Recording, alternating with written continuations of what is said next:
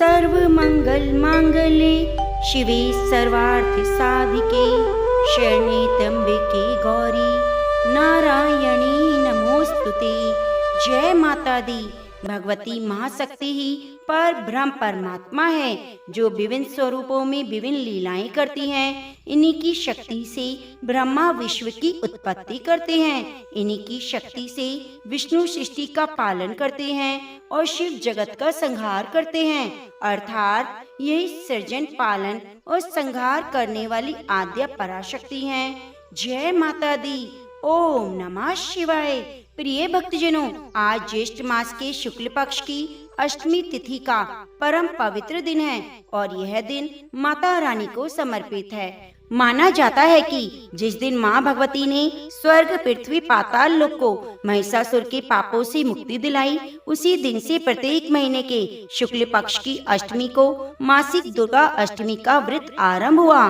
तो प्रिय भक्तजनों, आज मैं आपको सुनाने जा रही हूँ माता रानी की अष्टमी के दिन सुनी जाने वाली बड़ी ही पवित्र और पौराणिक कथाएं। आप इन कथाओं को पूरा जरूर सुनिए, बीच में आधा अधूरा छोड़कर माता रानी का अपमान ना करें। और यदि आप माता रानी के सच्चे भक्त हैं, माता रानी की कृपा प्राप्त करना चाहते हैं, तो वीडियो को लाइक करके कमेंट बॉक्स में एक बार जय माता दी जरूर लिखिए और चैनल को सब्सक्राइब करके बगल में बनी घंटी को दबा लीजिए। तो आइए आप सभी के जीवन की मंगल कामना करते हुए माता रानी के चरणों का ध्यान करते हुए कथा को सुनते हैं। तो एक बार प्रेम से बोलिए जय माँ वैष्णो देवी, 9 देवियों की जय। जय श्री गणेश।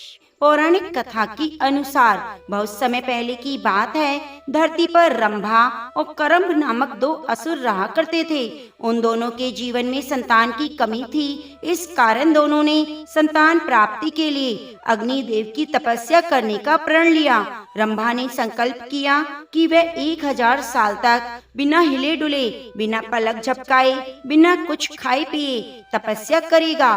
करम्भ भाई ने भी यही संकल्प किया। साथ में उसने पानी के अंदर तपस्या करने का संकल्प लिया। दोनों भाई तपस्या में लीन हो गए।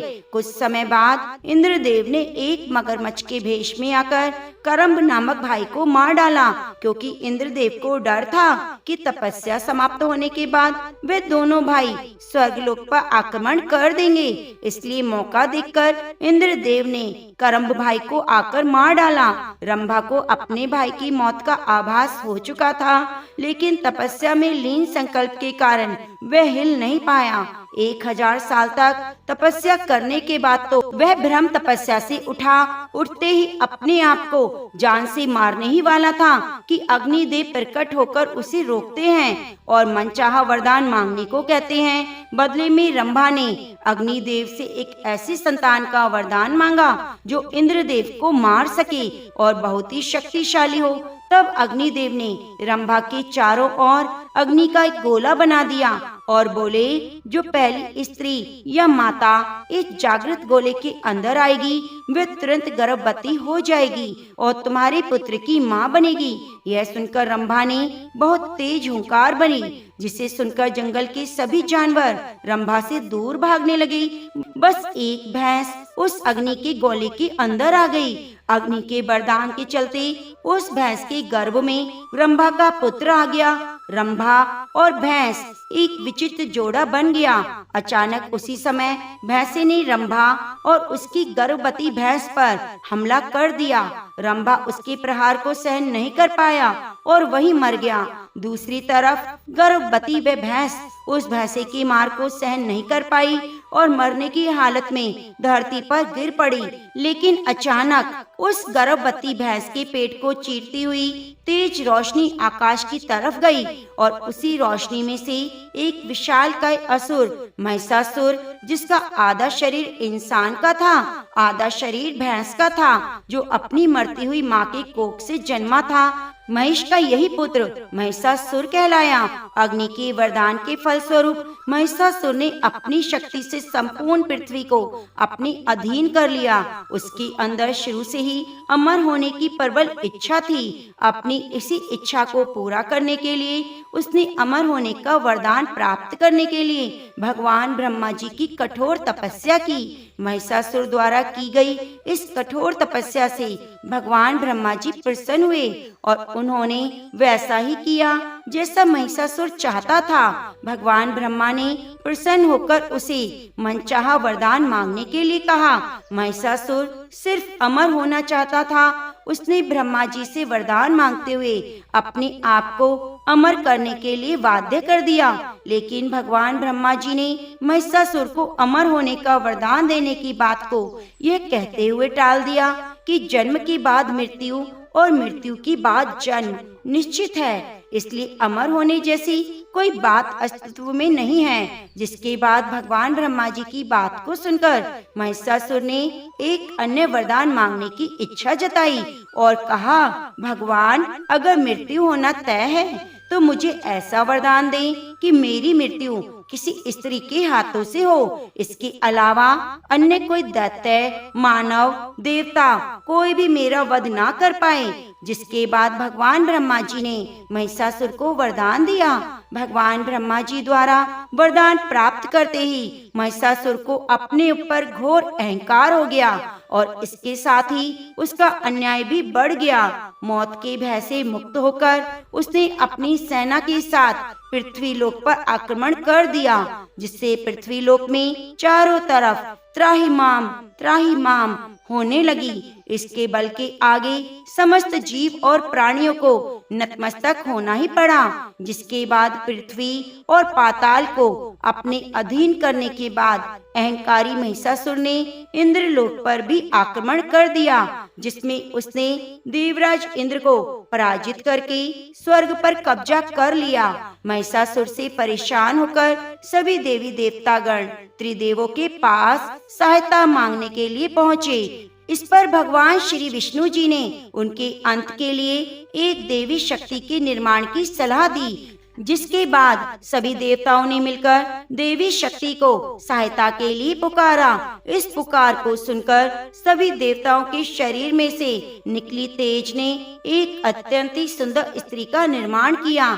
उसी तेज से निकली माँ आदि भवानी, जिनके रूप और तेज से सभी देवता आश्चर्यचकित हो गए। त्रिदेव की मदद से निर्मित हुई देवी दुर्गा को भगवान ने सवारी के लिए सिंह दिया।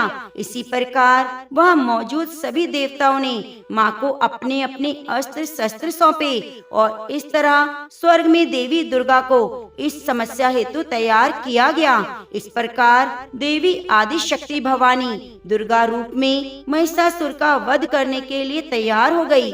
देवी का अत्यंत सुंदर रूप देखकर महिषासुर उसके प्रति आकर्षित होने लगा। उसने अपने आप एक दूत के जरिए देवी के पास विवाह का प्रस्ताव भेजा।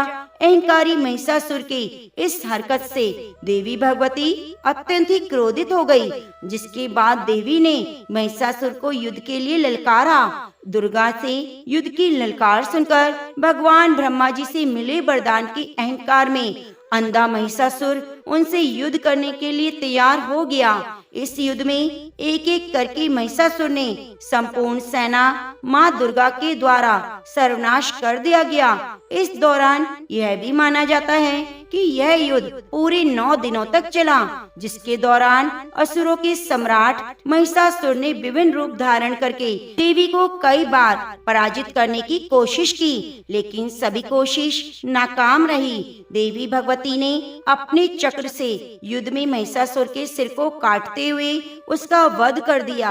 अंत में इस तरह देवी भगवती के हाथों महिषासुर की मृत्यु हो गई। जिस दिन माँ भगवती ने स्वर्ग लोक, पृथ्वी लोक, पाताल लोक को महिषासुर के पापों से मुक्ति दिलाई, उसी दिन से हर महीने के शुक्ल पक्ष को मासिक दुर्गा अष्टमी का पर्व आरंभ हुआ। इसलिए हर महीने की शुक्ल पक्ष को मासिक दुर्गा अष्टमी का व्रत पूरी श्रद्धा भाव से करना चाहिए। विधि विधान से किया जाता है तो माता रानी अपने भक्तों के सभी कष्टों को दूर करती हैं। तो प्रेम से बोलिए अम्बे माते की जय। जय माता दी। प्रिय भक्तजनों, आप आइए सभी मनोकामनाओं को पूरी करने वाली माता रानी की अन्य कथा को सुनते हैं। माँ कमला की कथा को सुनने से आर्थिक तंगी से मुक्ति मिलती है, सुख सौभाग्य की प्राप्ति होती है, शारीरिक और आध्यात्मिक उन्नति का आशीर्वाद मिलता है। देवी कमला की महिमा अपरंपार है। माँ अपने सभी भक्तों पर अपनी कृपा बरसाती है। तो आइए सभी बड़े प्रसन्नचित मन से इस कथा को पूरा जरूर सुनिए। माँ कमला 10 महाविद्याओं में से 10वीं महाविद्या है। शास्त्रों में महाविद्या कमला को श्री हरि विष्णु का साथी बताया गया है। ऐसा माना जाता है कि देवी कमला भगवान विष्णु जी की सबसे बड़ी ताकत है। माँ कमला का रूप देवी लक्ष्मी के समान मन को शांति देने वाला है। कमला का अर्थ है कमल के पुष्प से। माँ सती का यह रूप कमल के आसन पर विराजमान है। साथ ही माता रानी जिस सरोवर में है वहाँ भी चारों ओर कमल के पुष्प हैं। माता रानी के हाथों में कमल के पुष्प पकड़े हुए हैं, जिस कारण उनका नाम कमला देवी पड़ा। माता कमला का स्वरूप मन को मोहने वाला और शांति प्रदान करने वाला है। माता का वर्ण सुनहरे रंग का है, जिसमें तेज निकल रहा है। उन्होंने लाल रंग की वस्त्र पहने हैं और कई तरह के सोने के आभूषणों से सुसज्जित हैं। माता ने मुकुट पहना है, उनके केस खुले हुए हैं। भगवान शिव की भांति इनके भी 3 नेत्र हैं तथा वे एक सरोवर में कमल के पुष्प पर विराजमान हैं। माता रानी के दोनों ओर 4 हाथी हैं जो जल से उनका अभिषेक कर रहे हैं। माता रानी का यह रूप अपने भक्तों पर सदैव कृपा बरसाने वाला और उनकी मनोकामनाओं को पूरी करने वाला माना जाता है। प्रिय भक्तजनों, माता लक्ष्मी की साधना करने से जो लाभ भक्तों को मिलता है, वही लाभ माता कमला की पूजा करने से मिलता है, क्योंकि देवी कमला को माँ लक्ष्मी का रूप माना जाता है। इसलिए जो भी भक्तगण माता कमला की पूजा करते हैं, उनके परिवार की आर्थिक स्थिति बहुत अच्छी होती है और घर सदैव अन्न धन से भरा रहता है। परिवार पर आया हुआ आर्थिक संकट दूर हो जाता है और साथ ही व्यापार में उन्नति होती है। व्यक्ति को सुख संपत्ति और वैभव की प्राप्ति होती है। कमला देवी महाविद्या की पूजा मुख्य रूप से गुप्त नवरात्रि में की जाती है। गुप्त नवरात्रों में माता रानी की 10 महाविद्याओं की पूजा की जाती है, जिसमें अंतिम दिन 10वें दिन माता कमला की पूजा की जाती है। माता कमला को अपने गुणों के कारण सभी देवियों और महाविद्या में सर्वोच्च रूप माना जाता है। माता कमला से संबंधित भगवान शिव का रुद्र अवतार कमलेश्वर महादेव है। माँ कमला को माँ लक्ष्मी के समान प्रकाश पसंद है। वे अंधेरे की जगह तनिक भी पसंद नहीं करती। देवी कमला को एक तरह से तांत्रिक लक्ष्मी कहा जाता है। लक्ष्मी की इस रूप की पूजा मुख्य रूप से तांत्रिकों द्वारा की जाती है। प्रिय भक्तजनों, कमला की उत्पत्ति समुद्र मंथन के दौरान हुई। जब समुद्र मंथन हो रहा था, उसी समय माता कमला लक्ष्मी जी का प्राकट्य हुआ। उनसे जुड़ी एक कथा मैं आपको सुनाने जा रही हूँ। यह बात उस समय की है जब समुद्र मंथन से निकलने वाली देवी लक्ष्मी को असुरों ने भी मांगा था और इस कारण देवी लक्ष्मी को असुरों के पास जाना पड़ा।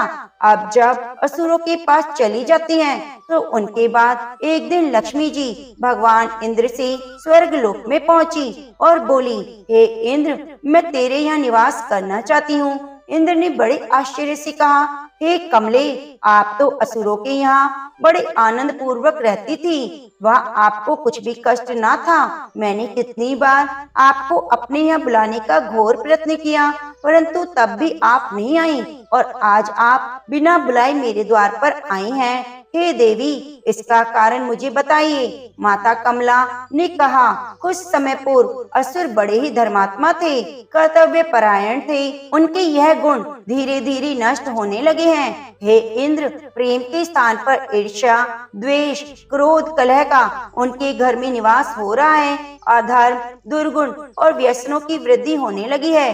तब मैंने सोचा, अब मेरा निर्वाह इन लोगों के बीच नहीं होगा। देवराज इंद्र ने पूछा, भगवती, कौन कौन से दोष हैं जिसके कारण आपने असुर को छोड़ दिया?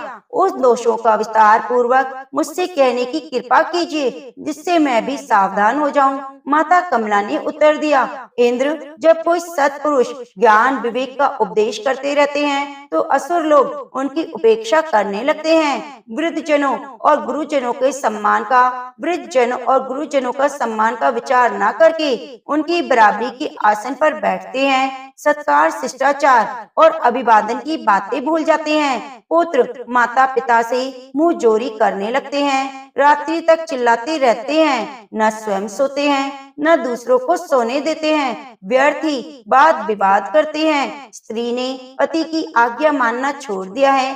पुत्र को पिता की परवाह नहीं। शिष्य आचार्यों की तरफ मुंह मटका लेते हैं। समस्त मान मर्यादा जाती रही।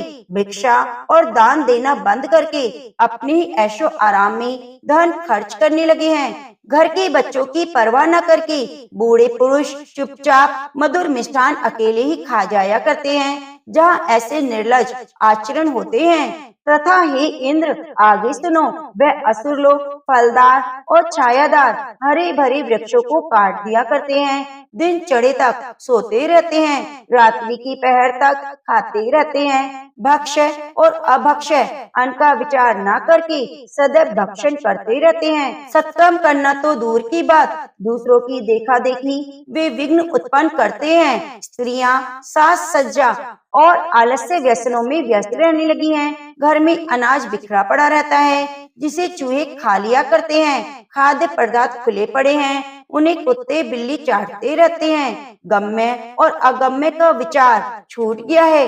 घर में ही व्यभिचार होने लगा है। मादक द्रव्यों में जुए में रुचि बढ़ने लगी है। लापरवाही का हर और साम्राज्य हो गया है।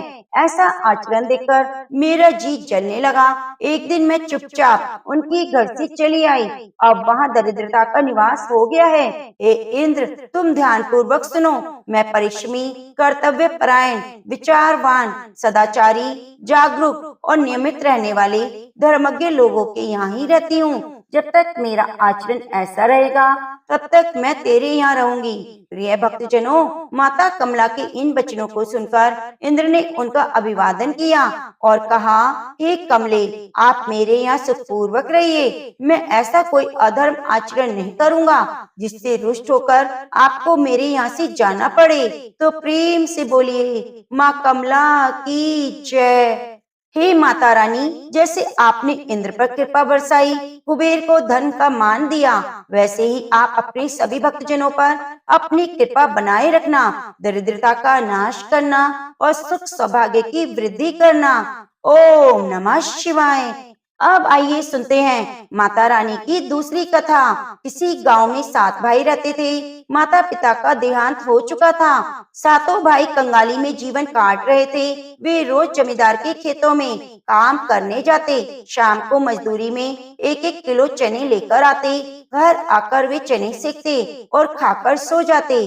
गांव के मंदिर के पंडित जी उनकी दशा देख न पाए। उन्होंने एक दिन बड़े भाई से कहा, तुम्हारा विवाह हो चुका है, बहू का गोना क्यों नहीं करा लाते? भाई ने कहा, पंडित जी, खुद के खाने का तो ठिकाना नहीं, उसे कहाँ से खिलाएंगे? पंडित जी ने कहा, बेटा, स्त्री के हाथ में पुरुष का भाग्य होता है, क्या पता उसकी पैर पड़ते ही तुम्हारे दिन फिर से आ जाएं। पंडित जी की बात पर सातों भाइयों ने विचार विमर्श किया कि दूसरे दिन बड़ा भाई अपनी पत्नी को लेकर आया। पत्नी को कोठरी में छोड़कर जमींदार के यहाँ काम करने चला गया। नई नवेली पत्नी ने घर की दशा देखी, चारपाई टूटी देखी, घर की गृहस्थी बिगड़ी थी, घर के चूल्हे टूटे फूटे थे, पूरा घर गंदा था। अब क्या था, नई नवेली बहू को घर में देखकर पड़ोसन को दया आ गई। पड़ोसन उसे अपने यहाँ ले गई, प्रेम से भोजन कराया और भाइयों के जीवन का सारा हाल सुनाया। वह माता लक्ष्मी की परम भक्त थी। वह माता लक्ष्मी का नाम लेकर झाड़ू उठाती है और पूरा घर साफ सुथरा कर देती है। चारपाई जो टूटी थी उसको सही करती है। चूल्हा जो फूटा था उसमें मिट्टी लगाती है। और पूरे घर को साफ करती है। झाड़ू को आदर पूर्वक एक स्वच्छ स्थान पर रख देती है। शाम को जब सब भाई चने लेकर लौटे तो बहू सब चने लेकर पड़ोसन के घर चली गई। वह आधे चने बेचकर उनसे तेल मसाले और गुड़ ले आई। वही चक्की में चने पीस लिए और घंटे भर में रोटी, चने की दाल और गुड़ की पत्तल सातों भाइयों के सामने परोस दी। भाइयों की आंखें फटी की फटी रह गई। ऐसा भोजन अपने घर में उन्होंने कभी नहीं किया। दूसरे दिन भाई काम पर चले गए तो नई बहू ने सबको रात की बची हुई एक एक रोटी नाश्ते में परोसी। जीवन में पहली बार नाश्ता करके घर से निकली। फिर उस बहू ने नहा धोकर माता लक्ष्मी का पूजन किया। विधि पूर्वक भोग लगाकर अपने घर की सुख समृद्धि के लिए कामना की। दूसरे दिन सातों भाइयों को पहली बार जल्दी घर पहुंचने की उमंग उठी। जल्दी जल्दी काम निपटाकर वे चने लेकर घर पहुंचे। फिर स्वादिष्ट भोजन पाया। आज बहू ने अनाज रखने के लिए कई कोठरे भी बना दिए। उस बहू ने सब भाइयों से कहा, रोज मजदूरी में अनाज बदल बदल कर लाएं। देखते ही देखते माता लक्ष्मी की कृपा से हर तरह के अनाज से घर भर गया। अब अतिरिक्त अनाज बेचकर वे बर्तन और बारी बारी से सबके लिए नए कपड़े भी लाए। 2 महीने में घर की दशा बदल गई। एक दिन वही पंडित जी जिन्होंने गौने का सुझाव दिया था उस घर के सामने से निकले तो भाइयों ने उनका आशीर्वाद लिया। पंडित जी ने मुस्कुराकर कहा, क्यों पुत्रों, कहा था ना मैंने, स्त्री ही घर का भाग्य बदल सकती है क्योंकि वही घर की लक्ष्मी होती है। गृहिणी बिना घर भूत का डेरा होता है। जिस घर में गृहिणी होती है वहाँ माँ लक्ष्मी की सदैव वास होता है और जहाँ पर माता लक्ष्मी की पूजा होती है माता लक्ष्मी उस घर को छोड़कर कभी नहीं जाती। सभी भाइयों ने हाथ जोड़ लिए और कहा, आपने और इस लक्ष्मी बहू ने हमारा जीवन बदल दिया। तो प्रेम से बोलिए, माँ लक्ष्मी की जय। ओम नमः शिवाय। हे माँ लक्ष्मी, जैसे आपने बहू को दिया वैसे सबको देना।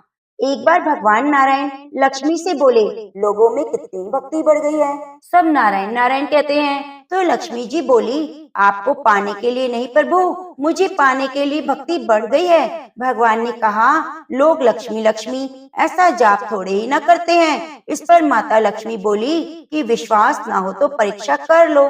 नारायण भगवान एक गांव में ब्राह्मण का रूप लेकर गए। पूछा, क्या है? भगवान बोले, हम तुम्हारे घर में भगवान की कथा कीर्तन करना चाहते हैं। यजमान बोला, ठीक है महाराज, जब तक कथा होगी तब तक आप हमारे घर में रहना। गांव के कुछ लोग इकट्ठा हो गए, सब तैयारी कर दी। पहले दिन कुछ लोग आए। अब भगवान स्वयं कथा कर रहे थे तो सत्संग बढ़ी। दूसरे दिन फिर और तीसरे दिन और भीड़ हो गई। अब भगवान स्वयं कथा कर रहे थे तो सत्संग बढ़ गया। दूसरे दिन, तीसरे दिन, चौथे दिन भीड़ बढ़ती ही चली गई। भगवान खुश हो गए कि कितनी भक्ति है लोगों में। लक्ष्मी माता ने सोचा, अब देखा जाए क्या चल रहा है। लक्ष्मी माता ने बूढ़ी माता का रूप लिया और उसी नगर में पहुंची। वहीं एक महिला ताला बंद करके कथा में जा रही थी। माता उसके द्वार पर पहुंची और बोली, बेटी जरा पानी पिला दे। तो महिला बोली, माता जी 3:30 बजे हैं, मुझे प्रवचन में जाना है। लक्ष्मी माता बोली, बेटी पिला दे थोड़ा पानी, मैं बहुत प्यासी हूँ। तो वह महिला लोटा भरकर पानी लाई। माता ने पानी पिया और लोटा वापस लौटा दिया। वह लोटा सोने का हो गया। यह देखकर महिला अचंभित हो गई। लोटा तो दिया था लेकिन वह स्टील का था और जब वापस लिया तो सोने का हो गया। यह कैसी चमत्कारी माता जी हैं। अब तो वह महिला हाथ जोड़कर कहने लगी, माता जी आपको भूख भी लगी होगी, खाना खा लीजिए। यह सोचकर कि माता जी खाना खाएंगी तो थाली, कटोरी, चम्मच, गिलास सब सोने के हो जाएंगे। माता लक्ष्मी बोली, तुम जाओ बेटी, तुम्हारे प्रवचन का समय हो गया है। वह महिला प्रवचन में आई तो सही, लेकिन आसपास की महिलाओं को सारी बात बताई। अब महिलाएं यह सब बात सुनकर सत्संग से उठकर चली गईं। अगले दिन कथा में लोगों की संख्या कम हो गई। भगवान ने पूछा, लोगों की संख्या कैसे कम हो गई है? किसी ने कहा, एक चमत्कारी माता जी आई हैं, जो नगर में जिसके घर दूध पीती हैं, वह गिलास सोने का हो जाता है। जिस थाली में सब्जी रोटी खाती हैं, वह सोने का हो जाता है। उसके कारण लोग प्रवचन में नहीं आए। भगवान नारायण समझ गए कि लक्ष्मी जी का आगमन हो चुका है। इतनी बात सुनते ही देखा कि जो जजमान सेठ थे वह भी उठकर खड़े हो गए और खिसक गए। पहुंचे माता लक्ष्मी के पास और बोले, माता, मैं भगवान की कथा का आयोजन कर रहा था और आप मेरे घर को ही छोड़ दिया। माता लक्ष्मी बोली, तुम्हारे घर तो मैं सबसे पहले आने वाली थी, लेकिन तुमने अपने घर में जिस कथाकार को ठहराया है वह चला जाए तभी मैं आऊंगी। सेठ जी बोले, बस इतनी सी बात, अभी उसको धर्मशाला में कमरा दिलवा देता हूँ। जैसे ही महाराज भगवान विष्णु कथाकार के घर आए तो सेठ जी बोले, महाराज, आप अपना बिस्तर बांधो, आपकी व्यवस्था अब से धर्मशाला में कर दी गई है। भगवान बोले, अभी 2-3 दिन ही बचे हैं, कथा यहीं रहने दो। सेठ जी बोले, नहीं नहीं, जल्दी जाओ, मैं कुछ नहीं सुनने वाला, किसी और को मेहमान को ठहराना है।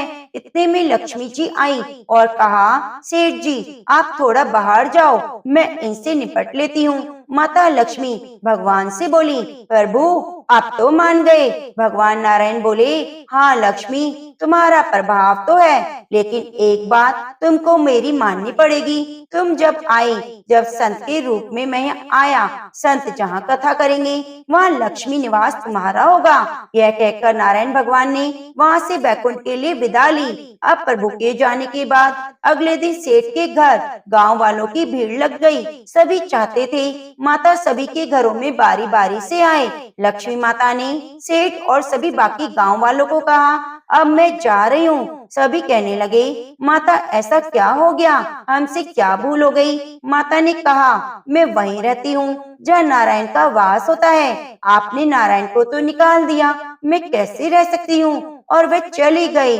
तो प्रेम से बोलिए, लक्ष्मी माता की जय। प्रिय भक्तजनों, जो लोग केवल माता लक्ष्मी को पूजते हैं वे भगवान नारायण से दूर हो जाते हैं, और जो नारायण की पूजा करते हैं तो लक्ष्मी जी पीछे पीछे सदैव चली आती हैं। तो प्रेम से बोलिए, लक्ष्मी नारायण भगवान की जय।